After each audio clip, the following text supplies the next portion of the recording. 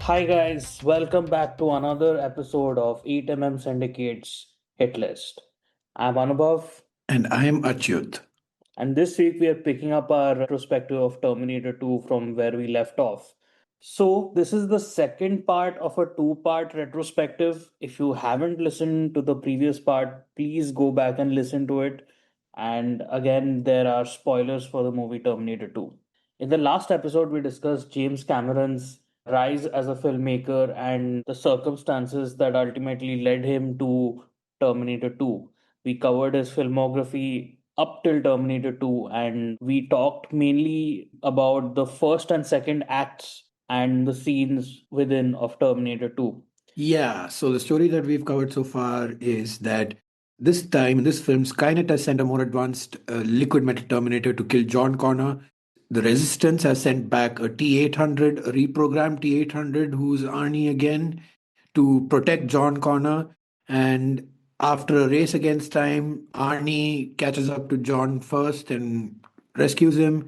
Then they go rescue John's mother, Sarah Connor, who's been put in a psychiatric hospital. And after all of them are rescued, they go on the run from the T 1000 and the law by going further into Mexico, where the Terminator tells Sarah Connor key details about Judgment Day, including the formation of Cyberdyne Systems, the development of Skynet, all led by a man named Miles Dyson. And armed with this knowledge, now Sarah Connor is going to become a Terminator herself. And now we continue the rest of our conversation about Terminator 2 Judgment Day. Basically, Sarah Connor takes a car and goes to Miles Dyson's house. He has a family, he lives with his kid and with a son and a wife. The scene introduces the son driving an RC car through the house, and Miles Dyson is working on something on his computer. Then Sarah Connor is shown with the gun and she's ready to shoot, and she aims a laser sight on his back. Just as she's about to shoot, the RC car hits Dyson's leg. He sort of bends down, and the gun shoots his computer screen instead. And Dyson ducks and she keeps on shooting and she goes towards the house, just completely, like, I would say, in a crazed frenzy, just blindly shooting, trying to kill Dyson because she's trying to avoid this fate that humanity is condemned to. And then when she enters his house and faces him and sees her son basically putting himself in between them. His son. Yeah, his son. And that's where she realizes, she sort of snaps out of it. She's like, what the fuck am I doing? Yeah, she goes from being a Terminator back to a human being. Yeah. Then, of course, like John Connor and the Terminator walk in. It leads to the scene I probably watched the most. It's my favorite. With the hand. Yeah, dude. Yeah. I Yeah. I love the hand. I used to pretend to have a robot Yeah, hand yeah, and me too, shit me too, me too. with like ketchup. Yeah, shit. This is why we are pals. We are robot Oh hand man, I buddies. did that so many times when I was a kid. Like I even used a sketch pen to draw those cut lines and I'd pretend that I'm just gonna boom, Hmm. rip out the skin and do all of that shit. It was crazy that bit. But yeah, go on, please. Hmm. They want Dyson to like be on the same page as them. So to kind of shock him into believing them, John asks the Terminator to show off its robot hand. So you get that iconic scene of Arnold cutting through his forearm and peeling it back to reveal The endoskeleton arm. this amazing robot hand. Again, we haven't mentioned Stan Winston Studios, but they're the geniuses behind this. The way they achieved it is basically Arnold's elbow is out of frame, so they put another hand in the foreground, like a separate mechanical hydraulic hand, and that's how they execute it. And then they sit Miles Dyson down and tell him about what is going to happen. One big context is there. We have a very early scene in the film where Miles Dyson is at the factory and he goes inside a secret area and everything with his Yeah, lock and key and everything. And there is the same endoskeleton arm from the T-800 of the first film. So he knows exactly what he's looking at right now when Arnie is peeling off his skin and showing him the arm. He knows what he's looking at. yeah, yeah, true. That's what really convinces Yeah. him to sit the fuck down and listen. And then they give him the full lowdown about what his creation is eventually going to lead to Skynet and Judgment Day. There's a poetic line. Sarah Connor narrates that he hears the history of things to come. Yeah, I find that quite poetic. And then Sarah Connor kind of goes on a rant Yeah, about men being like destroyers, and do you know what it actually means to create something? like men like you thought up the idea of the atomic bomb Yeah, and you thought it up and you did it. So men like you can keep building weapons of mass destruction. yeah, And then John just cuts her off and like, we need to be a little more productive here. yeah. And again showing his leadership chops. Yeah, true. But one key line from Sarah Connor, which is again playing into the feminist angle of this film, this very like, I wouldn't say radical feminist, but like, I mean, Jim Cameron is woke, but not that woke. She says, you don't know what it's like to really create something, to create a life, to feel it growing inside of you. All you know is death and destruction. Yeah, and then that's when John cuts her off. That's when she is like, Mom, we need to be a little productive here. So then Miles Tyson and his wife and all, they're like, well, now that we know what's going to happen, I mean, there's no way that we're going to work on this. No, no, no. This is done. This is done. I can't have the deaths of a billion people on my hands.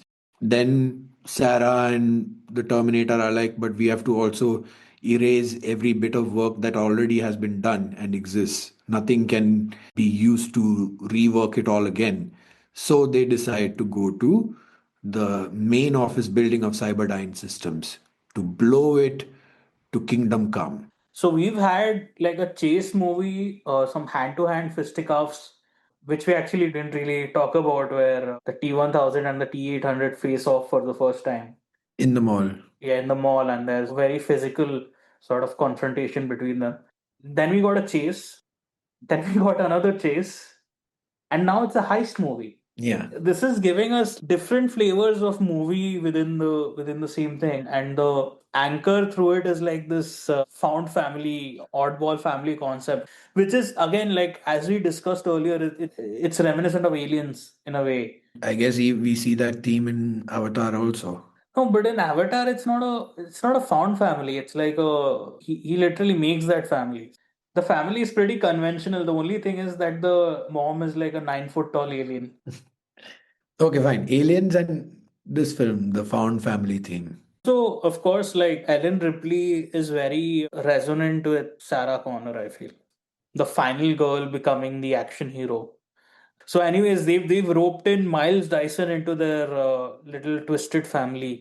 He also comes along to help them break into Cyberdyne Systems, basically destroy all the work that Cyberdyne Systems has done that will lead to Skynet. They sort of incapacitate a security guard and head upstairs, and in the meantime there is another security guard that has come out to replace him, and he finds that this guard has been incapacitated, and he sets off the alarm, and that's where all hell kind of breaks loose.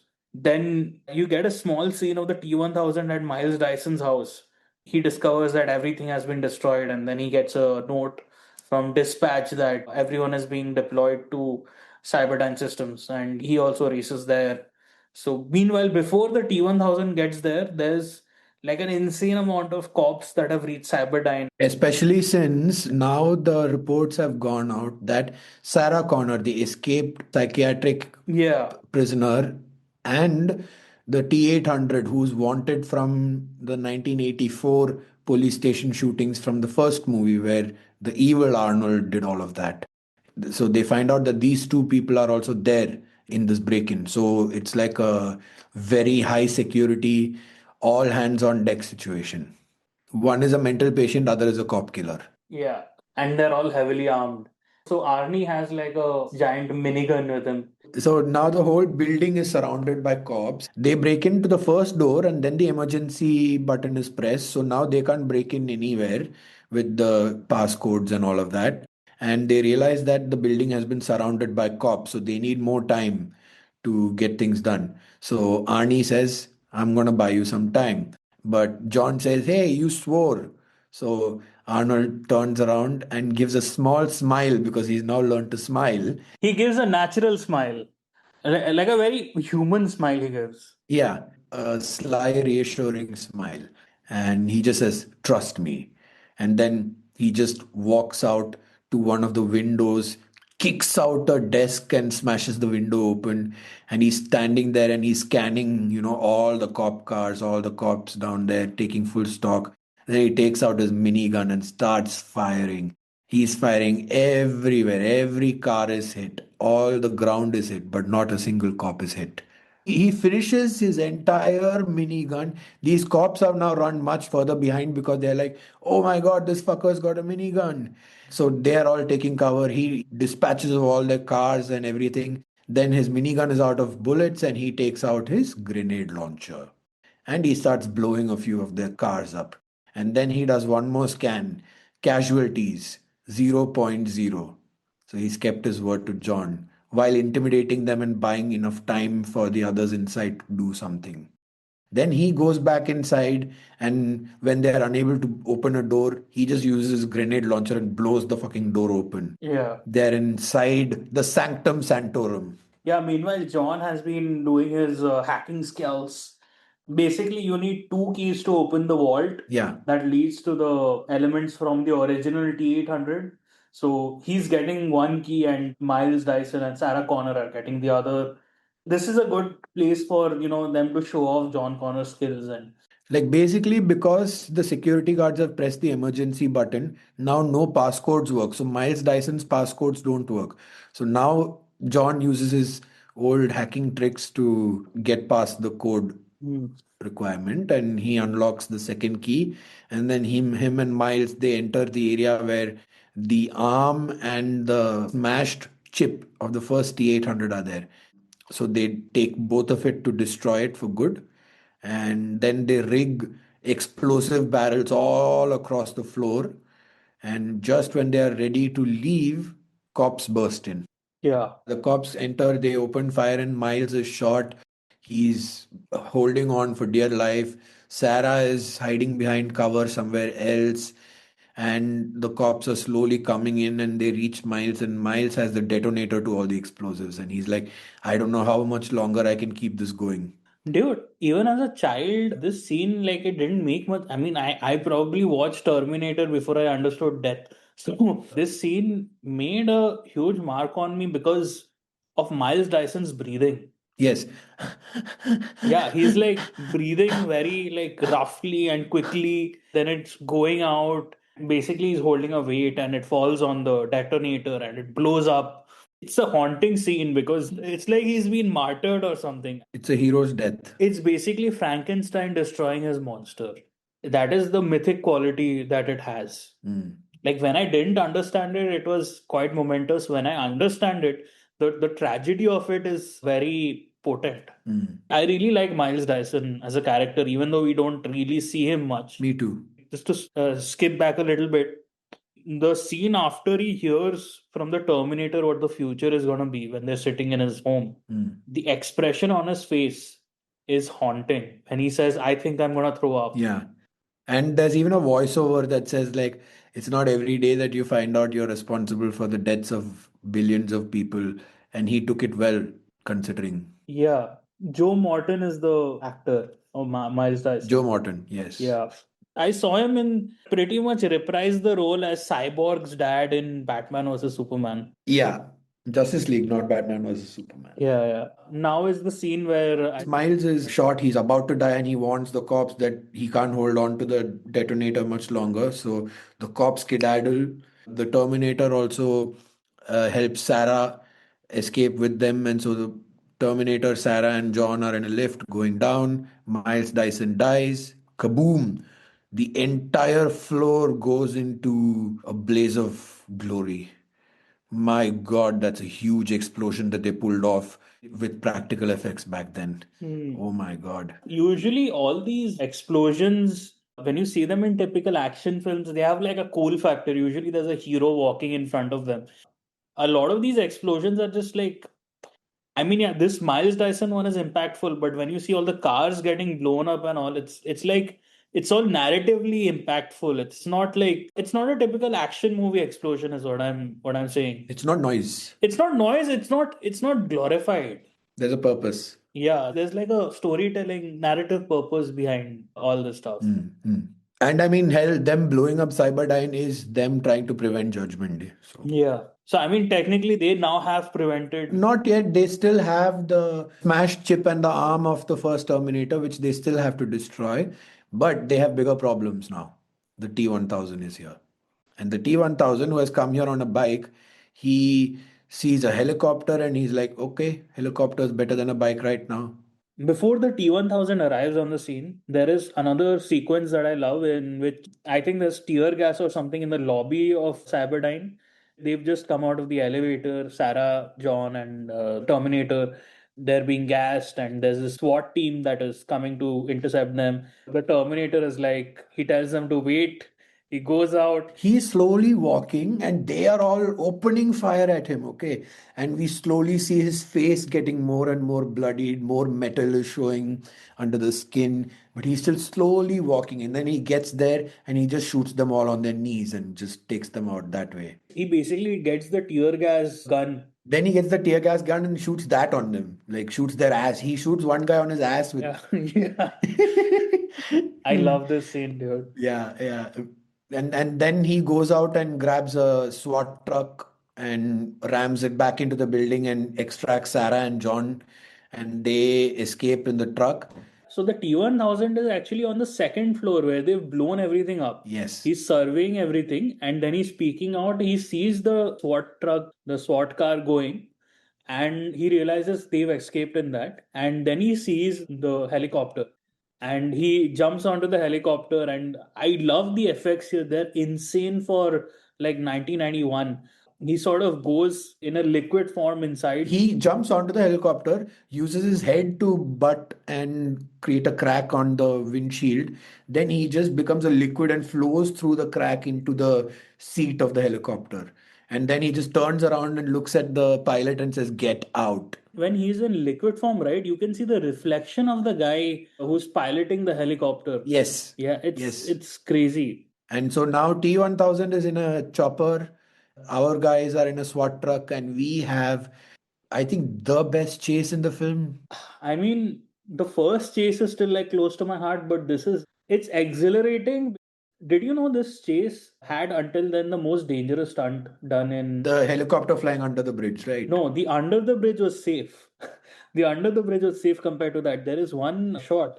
The helicopter decides at the last moment to go over the bridge. Ah, There's like a road that goes, and then there is another road that is on top of it, right? Another highway that is on top of it. So instead of going underneath, the helicopter at the last moment goes above the, like, it just boom. vertically tilts. If you see it, they literally do it at the last fucking moment. There was some controversy behind this stunt. Like, basically, they weren't signing off on that stunt, and James Cameron, in his blustery way, just believed that it could be done. Much to the chagrin of the safety guys, he got it done. And did you know this movie uses a lot of rear projection? While the credits were rolling, I saw that VistaVision was named. I was wondering, this is not a VistaVision film, so where the fuck did they use it? A lot of the chases are rear projected, so they were shot on set. The car was shot on set, and the background was projected on a screen. They shot all the slates, which is the shot of the road and everything. They shot those on VistaVision. For the extra wide. Extra, like, large. We know the scope of VistaVision, having seen like Brutalist and One Battle After Another. So we know the scope of VistaVision and how vast it is. So they basically used the VistaVision as the background plates for the car chases and all that, which is why it looks so good. This is the highest resolution you could go at that time. Dude, if you hadn't told me, I swear I wouldn't have figured out that they have actually done rear projection for the close ups in the chase. I thought like they shot it on location with the vehicle being driven by someone else. If there are any shots where the axis changes, right? Like if the car is turning or making an arc, Hmm. then it's shot on location. But if it's a car just moving in one plane, just moving straight, chances are that that's been shot using this VistaVision plate. Hmm. So there is a Okay. distinction, and on the copy that I have, the 35 that I have, you can tell the difference a little bit. Hmm. Again, this is like top notch filmmaking because it really doesn't look like rear projection at all. Hmm. Because it's so frenetic during the action scenes, and a lot of the handheld was actually operated by James Cameron himself. Hmm. This chase scene is fucking iconic because it's a helicopter versus a SWAT car. They're both firing on each other. And there is a neat piece of thing that I noticed after multiple viewings, which is that in the helicopter, the T-1000 has a third arm sprout out controlling the helicopter stick, Oh, while his other two arms are doing the shooting. that's a great use of the T-1000's powers, but I like how they don't underscore it. It's like just something you notice later. Yeah. That's crazy. It's really tough to talk about this scene. It really depends on the sound and the visuals. And the score also, especially at this point, Brad Friedel's score is just almost like a pulsing percussion. It's not a very showy score, and it's only got a few elements, spare instruments, a lot of like thrumming and A lot of metallic beats, percussion, that sort of stuff. Yeah. but it's quite thrilling actually. Yeah. The score does a lot of heavy lifting, especially in this chase. I think even without the score, this would be like a potent, very powerful film to watch. Yeah, I mean, let's just talk about the chase itself. Like, what makes it so great? We've got this helicopter that's way faster than a SWAT truck, but the helicopter has to navigate the highway, the roads, Yeah. and the T-1000 is trying to shoot them down. Now, these guys, they want to keep themselves safe while trying to outrun a fucking helicopter on a wide open highway. How do you do that? After trading a lot of shots and Sarah getting shot in the leg and everything, the T-800 does the very smart thing, which I've always thought whenever I'm watching movie chases, why don't you just hit the brakes? The other guy is going to go ahead of you, you turn around and fuck off. The T-800 just hits the brakes and the helicopter crashes into the back of the truck and the helicopter is pieces. So obviously that's not a real helicopter because a truck can't Yeah. disintegrate a helicopter like that. But But it's a SWAT truck. it just decimated a whole helicopter. But then their tires are now flat, so their truck also overturns. So now the helicopter's out of action, their truck is out of action. The T-1000 just comes out of it. Now we are entering the final chase of the film where there's this big truck carrying liquid nitrogen, a cryo truck. How convenient. Very convenient. And a guy stops at the helicopter crash and he's like, "Oh, hey, buddy, are you okay?" And the T-1000 is like, "Fuck you," and kills him and takes his truck and starts driving towards the crashed SWAT truck. Arnie and co, they are met with a gardener who has also stopped. So they take a gardener's truck. They are being chased by an 18-wheel rig. So you can imagine which one is more powerful. Eventually, these guys can't keep up the speed. So Arnie asks John or Sarah, one of them, to take the wheel. And then he takes his guns and gets out of the car, shoots the T-1000 as much as he can, and then shoots the grenade launcher at the truck engine to see if that'll disable it. No, nothing doing. Then he just gets onto the truck. He climbs onto the truck from their car, just turns the steering wheel fully in one direction, and the truck turns, and the momentum pushes it on its side, and it's now sliding towards the factory. They're all running towards a big steel factory. And the Terminator's standing on top of the truck that's sliding, and then he just does a barrel roll and gets away from it. The truck crashes, liquid nitrogen is pouring everywhere. The factory sirens are screaming and blaring, and all the workers are exiting. This is like the first instance of, how in like modern superhero movies and like kaiju films, they have to be like, we are evacuating the city, and everyone, we see like a few shots of everyone running out. So, the post Man of Steel effect, where everyone has to have an empty city to fight in. Yes, so that civilians aren't hurt.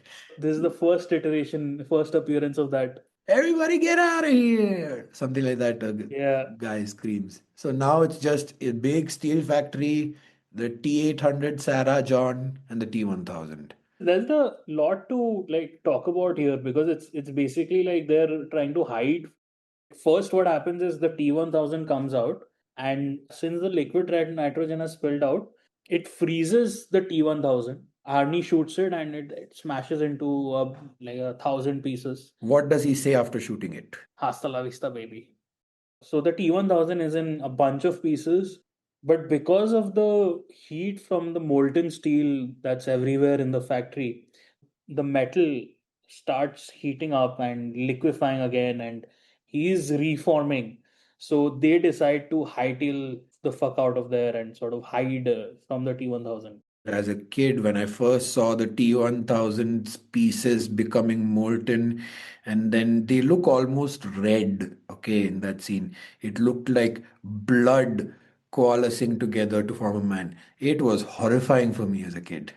Let me tell you that. Like, my God. No, because even I remember the scene quite well. I just remember being like, fuck yeah, this is so cool. It's cool, but it's also like, oh my God. I mean, have we really talked about the special effects of this film? Again, it's like all an evolution of the effects that he developed during the Abyss. It's also a mixture of practical because I think this is sort of semi practical the way all the liquid metal sort of start coalescing together. That was, I think, it was done practically, just like just moving certain plates like in a certain way so that the liquid globules mingle again and all that shit. Yeah, this scene also has some of my favorite effects. Now they see the T1000 reforming. So they're like, we've got to get out of here now. There is something in the special edition that they cut from the theatrical is that, After he reforms, after the T1000 reforms, he notices that his leg is a bit glitchy. yeah, he's not in his full powers here. Like his hand is sticking to a railing and copying the color of the railing, and basically he's glitching. That is there in the special edition. It's not there in the theatrical. I think this is another one of those things that should have been there in the theatrical. Just this Yes. and the CPU reset scene. Like I think they really make the film. Maybe he can do another cut which cuts like some stupid scenes out and keeps these in. So now the T1000 has been fully reformed and he's a bit glitchy. T800, Sarah and John, they're already a bit ahead because they saw him reforming. They start trying to find their way across the factory, but it's, many places are just hot molten steel, dead ends. So they keep trying to retrace their steps and find another way. And then eventually the T800 is like, you guys go. The T1000 won't be far behind. I'm going to see if I can take him on and buy you some time. I mean, he doesn't say that in so many words, but that's what essentially happens. So now Sarah and John are gone, and the T800 is with his pistol and grenade launcher armed and ready, and the T1000 attacks him. They have major battle, and this time the T1000 manages to get the T800's right arm, stuck in this big metal wheel or a cog or something like that. So now the T800 is stuck and can't move, and the T1000 is like, okay, I don't need to do anything here. You're no longer a problem for me. Bye. And he goes off in search for Sarah and or John. Meanwhile, the T800 finds a big rod and decides, okay, I'm just going to cut off my arm here. And he does. And he frees himself. He's one arm now, but he's on his way back to rejoin the heroes that he's trying to protect. Meanwhile, Sarah and John reach a stage where Sarah is like, okay, John, we have to split up if we are to be safe. So she forces John to go down an elevator and everything, and he's now split up from her, and she's going somewhere else, and the T1000 reaches her. She keeps shooting at him, but then she runs out of bullets on her shotgun, and he injures her and sticks a big ass knife needle into her shoulder, and she's in a lot of pain. And he's like, call to John right now. I really love Robert Patrick's performance here, and like Oh, yes. this is the moment where it sort of really pays off because this is like basically his final leverage against John.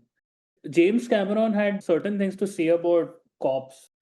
He had said something like cops think of all non cops as less than they are, stupid, weak, and evil. They dehumanize the people they are sworn to protect and desensitize themselves in order to do that job, which is why he made that guy a cop. Yeah, the T-1000. Yeah, the T-1000 a cop. And here he has the authority that a cop has, this sort of slimy, very assured authority and sadistic glee in that power. Like this T-1000 is a very reptilian creature. So yeah, the T-1000 is, he's got Sarah in his grip and he's like, call to John, because he knows that John will come and she calls out and help. Hmm. And she refuses. Oh, she's in pain and she refuses. And he's got his other arm with his index finger. It's now another knife, a needle, and he's slowly extending it towards her forehead. The more she refuses, the closer it gets. So she's gonna die soon. And just before it can completely get there, the T-1000 gets attacked from behind by the Terminator, T-800, with a rod. I mean, he's a one-handed T-800 against Like fully functional T-1000. There's not much he can do, but he bought Sarah time. it's a crippled tank versus a fully functioning Porsche, slightly glitching Porsche. Yes, yes. This gives Sarah enough time to get away, and the T-1000, the T-800 are now like in a crazy brawl. Again, of course, there's no doubt who's going to win. It's the T-1000. This time, he doesn't make the mistake of leaving the T-800, you know, functional. He takes a rod and punches it straight through the T-800's core, damaging his battery and decommissioning him. Yeah, you get that shot from the T-800's POV of the red lights or the red screen sort of blinking out. Yeah, it just turns off like a TV turning off. So he's out. Then the T-1000 once again resumes his search for John and Sarah. But this time, since he has already earlier cornered and physically come in contact with Sarah, he can mimic Sarah. And so he starts mimicking Sarah and calling out to John. Like, John, come out. Where are you? Where are you? All of that. Just then, the T-800's backup power comes up and he frees himself, but he is in one bad hell of a shape. Like half his head is without a skin, he's got one arm gone, half his leg is without skin, he's got a rod that went through his chest. He's barely hanging in there. He's just a husk at this moment, but he's awake now, crucially. Yeah, so this is another scene where they make use of Linda Hamilton's twin. Yeah. So John Connor goes to T-1000 as Sarah Connor, and before he can get too close, the real Sarah Connor comes out and starts shooting at it. But also, if you talk about the special edition, Okay. before she starts shooting at him, when the real Sarah Connor comes and says, John, don't trust this one, that's not me. John takes a look at this Sarah Connor's legs and they are fused with the grill floor. So, this also gives an additional thing for John to understand that, hey, this one ain't my mom. No, I like the theatrical one actually because it's like, it's again in that mystical way he understands who his mom is. Yeah, because I mean, that's all that's needed. The real mom would be like, only the real mom would be like, John, get out of the way. Yeah. And then fire. She says, John, get out of the way. And then she shoots. This time she has loaded all her bullets into a shotgun. So she goes one after another and pushing the T-1000 further and further back towards the ledge. And just as he's at the edge of the ledge, she's out of bullets. And I love the next thing that the T-1000 does. He puts his head down, his wounds all heal. Then he gets his head back up and looks at her. And then he just shakes his finger like, you should not have done that. It's such a menacing thing for him to do.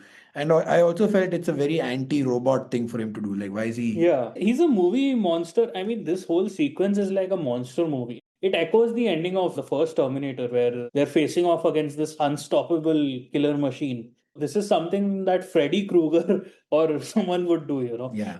It doesn't really make sense for a robot to do that. He would probably just not say anything. Yeah, he would just recover and go immediately to try and kill her. Yeah. Instead, he's trying to be a villain and be like, no, no, no, no, no, you shouldn't have done that. We are questioning it here, but in the film it works so well because it's a moment where it's like, oh shit, they're fucked. Yes, that is why it works. Exactly. And then just then, they turn around and they see something. Over one spinning wheel, Arnie is lying on it and he's slowly spinning into the frame.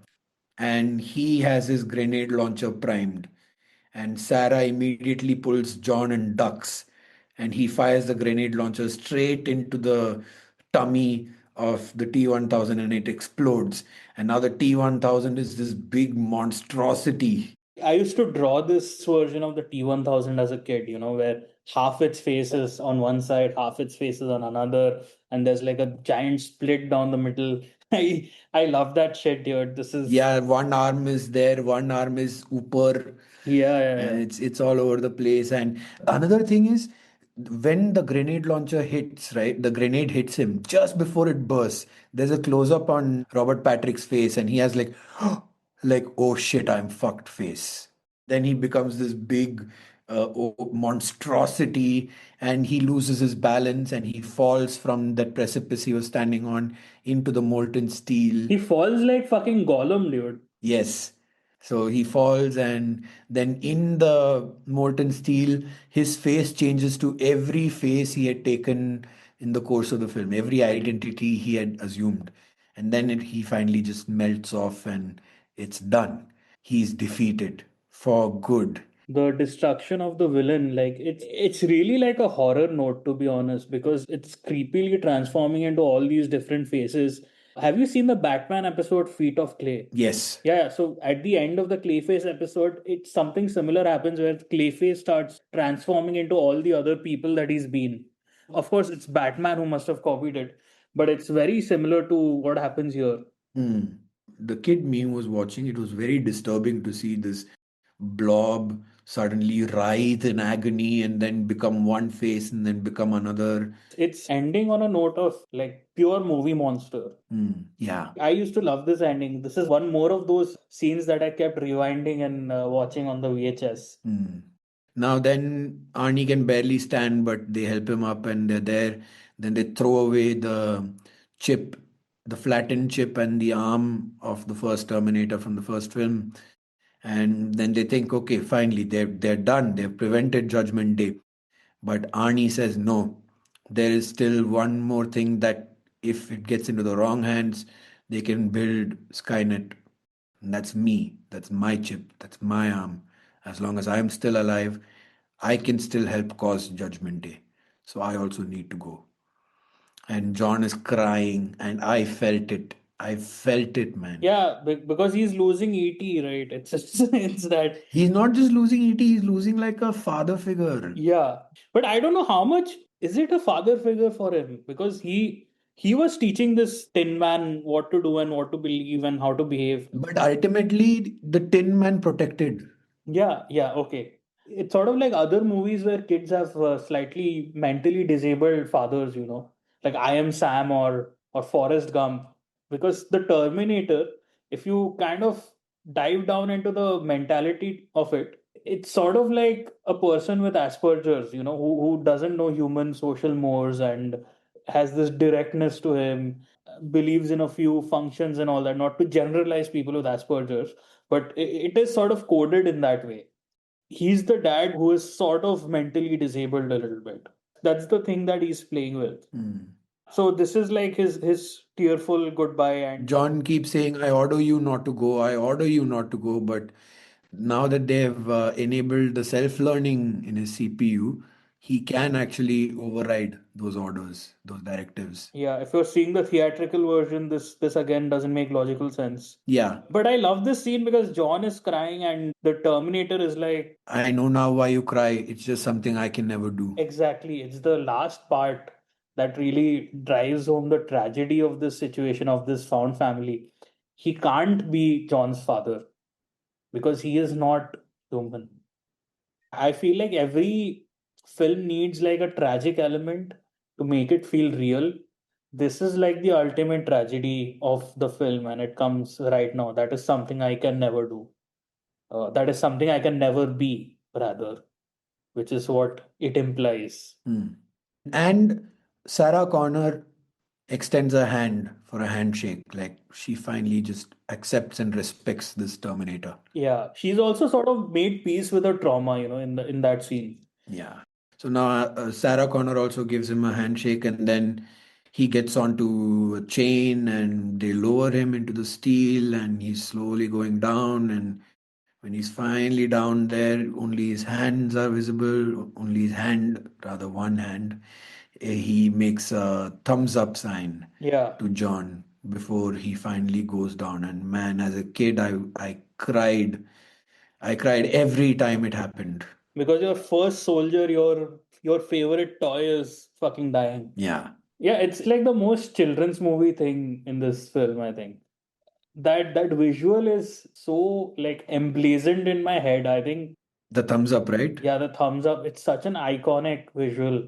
The thumbs up going into the molten steel. Hmm. My God, in a movie full of iconic images, that is the most enduring. And there is also something to be said about the slow nature of it. Like he's slowly lowered, Yeah. bit by bit, he's going down, and you see it, you're with it for every moment. Yeah, so it helps it sink in, like you're processing the loss as an audience.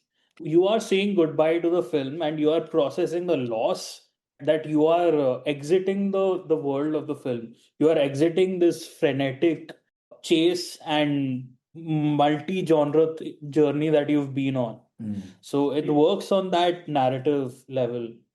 It's a great ending. It's so emotional. It's got multiple things. Like, again, it's like saying goodbye to the father figure. It's recognizing that that father figure can never be a father figure. It's saying goodbye to your first soldier, your most loyal soldier. It's saying goodbye to your mentor. It's saying goodbye to your student. It's saying goodbye to your trauma. And your friend. And it's saying goodbye to your friends. So many of these things coming together.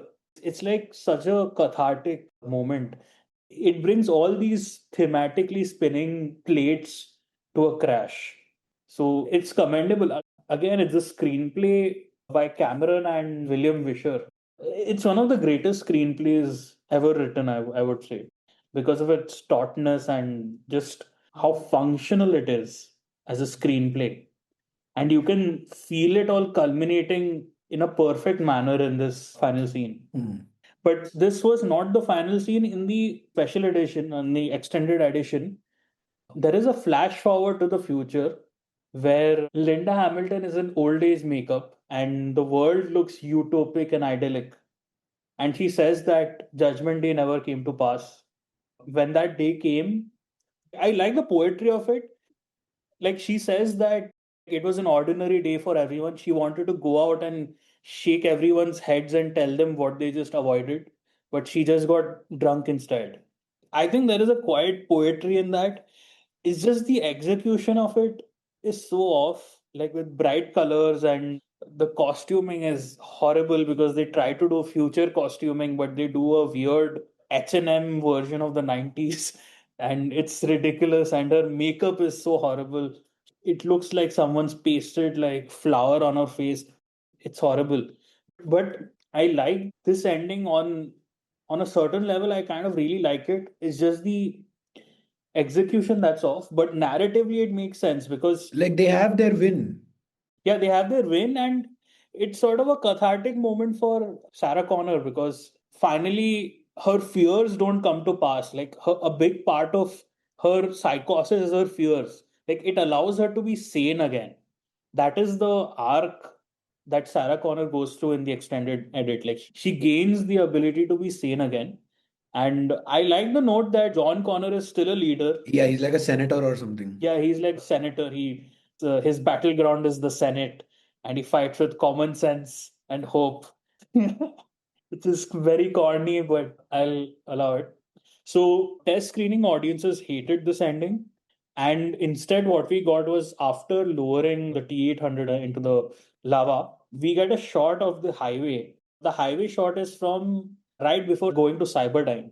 So they repurposed that shot, And the end lines are basically something like the future is not set and it is unsure. But she said, for the first time, I'm facing it with a certain clarity or something like that, she says. I face it for the first time with a sense of hope. Hope, not clarity. Now, this is repurposed from the original ending. Because of a machine, a Terminator can learn the value of a human life. Maybe we can too.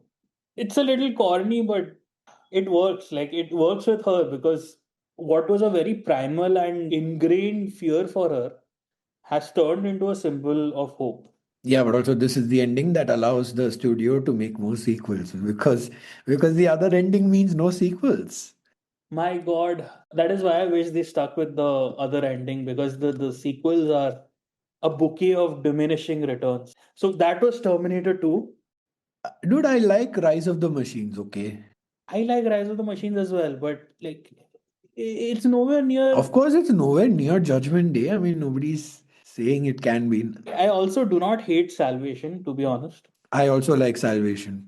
Yes. I just wish that the trailers didn't like really spoil the twist. Yeah, I haven't seen much of the Sarah Connor Chronicles. Dude, that is something you have to see. My God. That show is a sequel right after Terminator 2, where there's a young John Connor, there's a Sarah Connor, and then, well, there are many Terminators and Skynet and all these shenanigans. But it gets very, very, very, very interesting because eventually, later down the line, they even meet another T-1000, which has been sent from the past, but is actually rogue against Skynet and is also not exactly pro humanity. It just wants to be independent and live on its own. It's gone like sentient.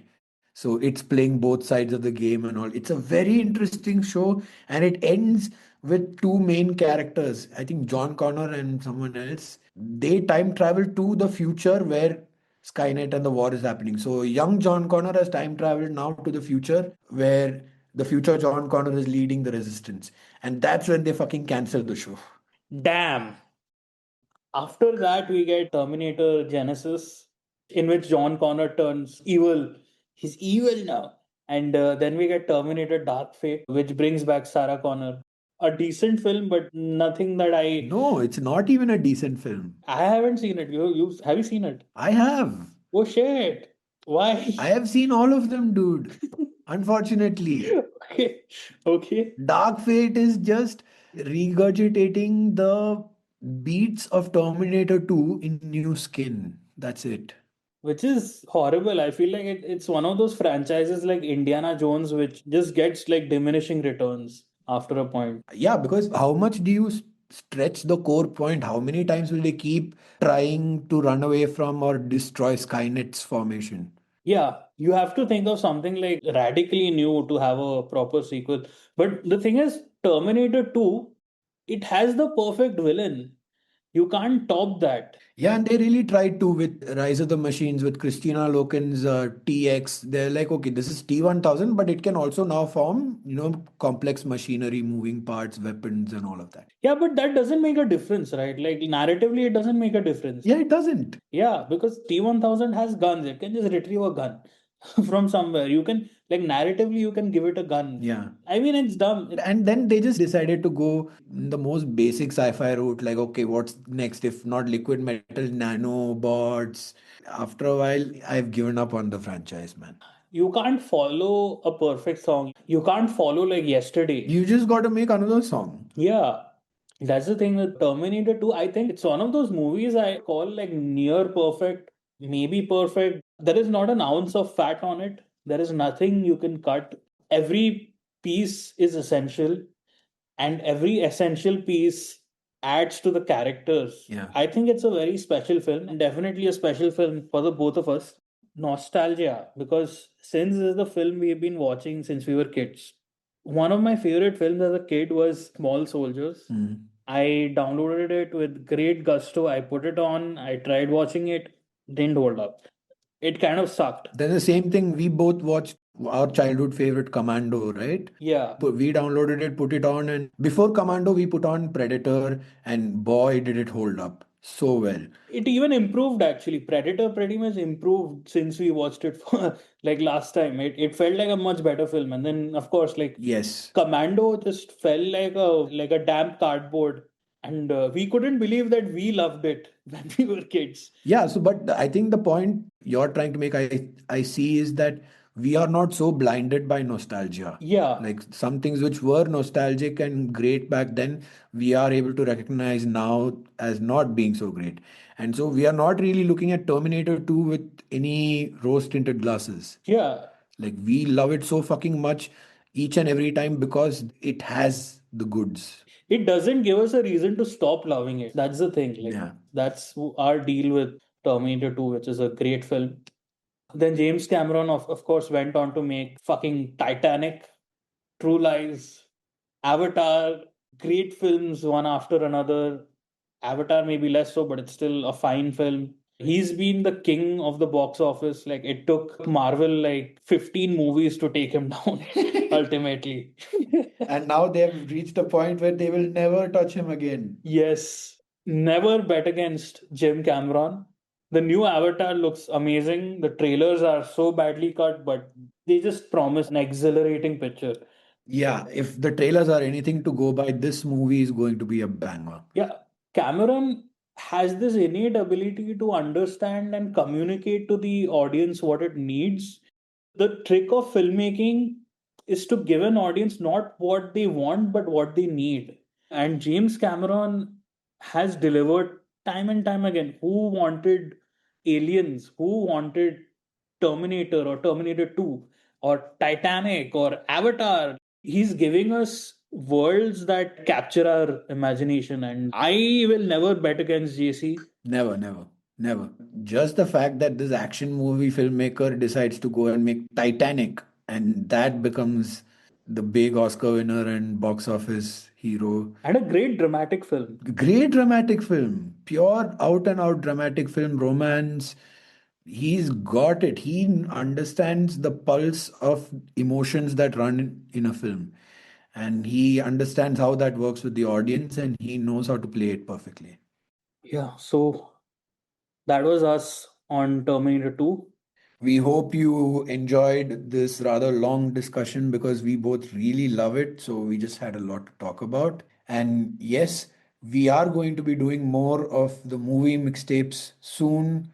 So please open the little link and answer the very few simple questions. And, you know, maybe we could be making your movie mixtape next. Find the link in the description.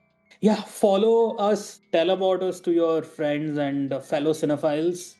We are the 8mm Syndicate, and this was another hit list. So, bye and see you next week. See you next week.